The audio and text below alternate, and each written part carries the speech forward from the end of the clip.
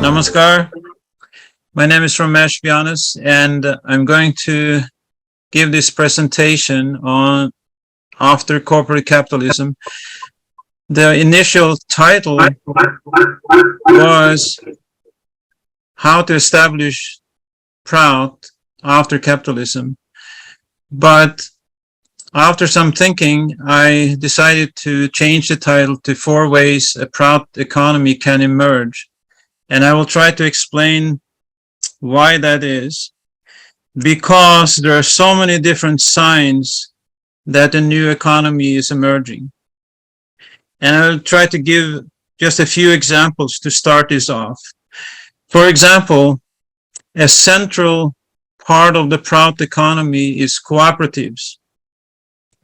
This idea is not something that Pierre Sarkar invented.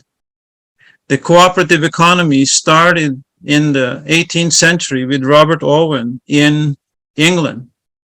And the cooperative economic movement was very strong for quite a while before Marx and Marxism called the cooperative economy and the people involved in that movement utopian. And it was in many ways squashed by Marxism and socialism. And we know the monster that was created out of that squashing, the Soviet Union and the communist economy. The idea that Baba talks about, or Pierre Sarkar talks about, as history being cyclical, that it goes through a cycle and then that cycle repeats itself from Shudra to Kshatriya to Vipra to Vaishya, the capitalist system, the Vaishya system, which we are now in the middle of, and I think towards the end of. Similar ideas have been talked about. What Sarkar did was he simplified that cycle, and he said that that cycle is a spiral. It will continue. So the class struggle that Marx talks about, which he said would end with communism, and we know that that never happened. We know what happened. Sarkar is saying that struggle is endless. And that's why, this dictum, struggle is the essence of life.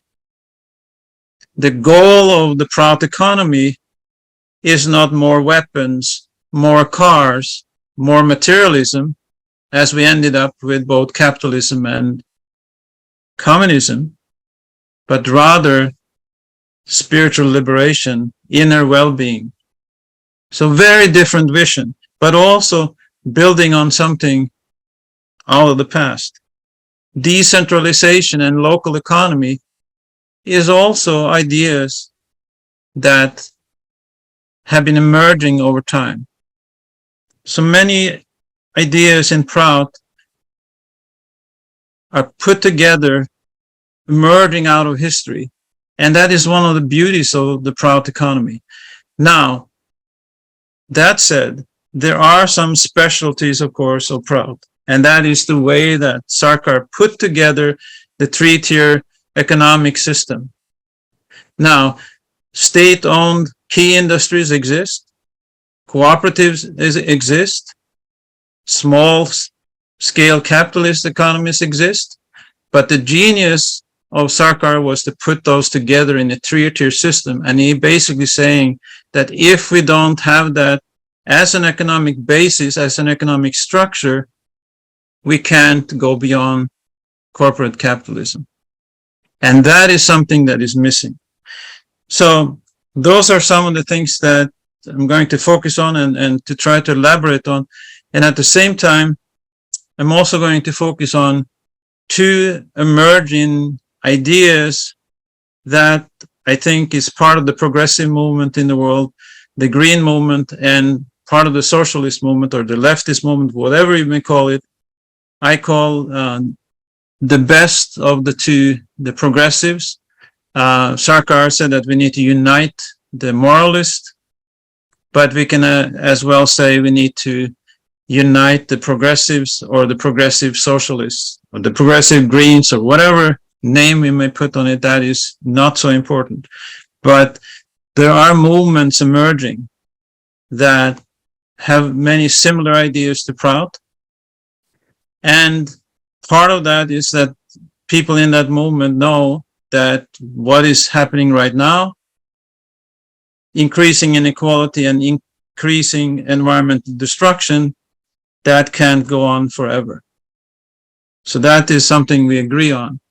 So we are now at the phase in capitalism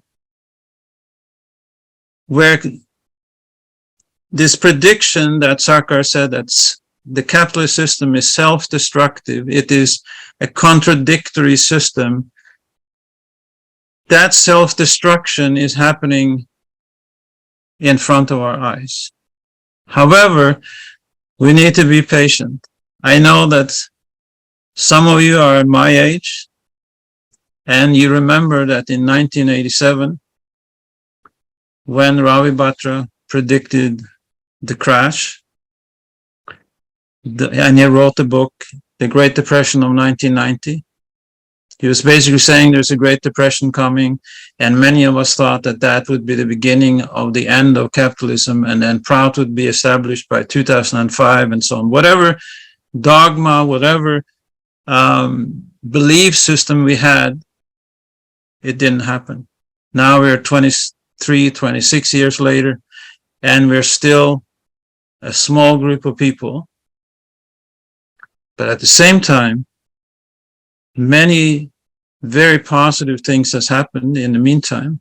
We're still small.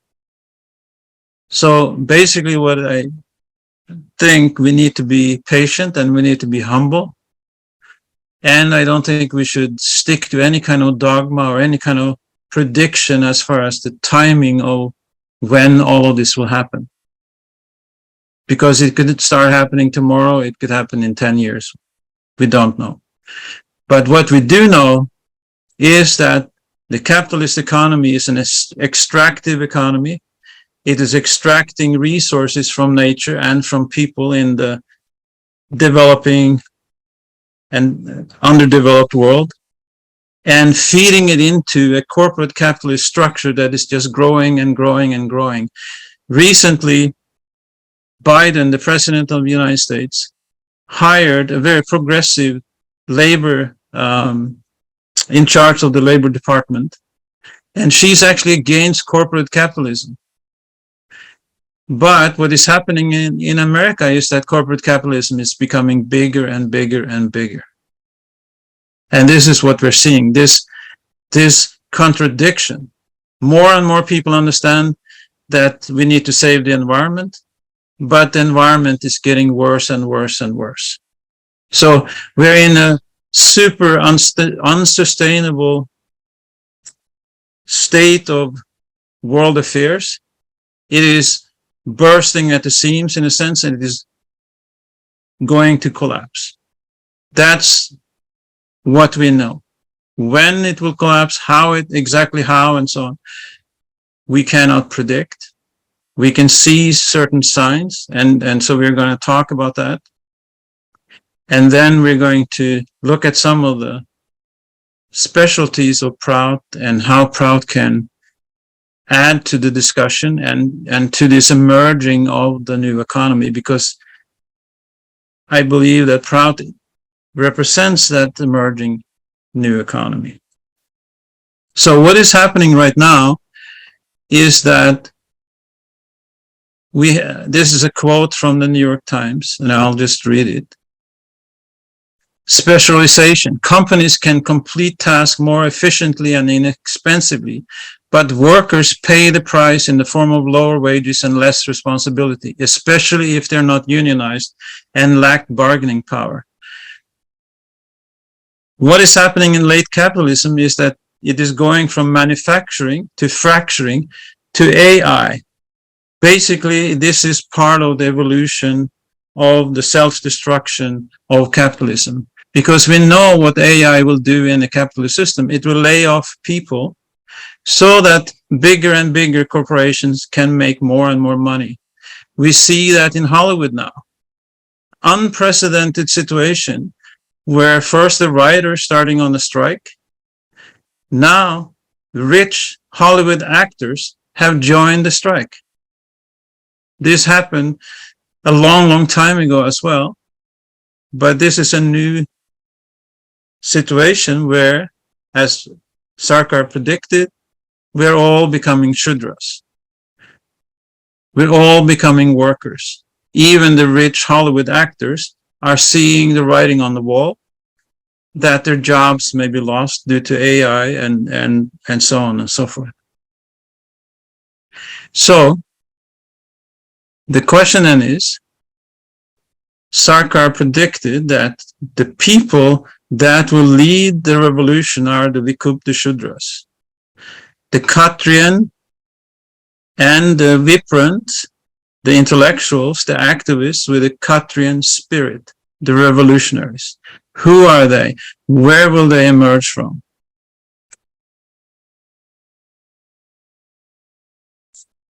I mentioned the concentration of corporate power. Here you can see that in all sectors, 100% of corporate assets are owned by 97 or one of the top 1% of the corporations own 97% of corporate assets. 1% of companies.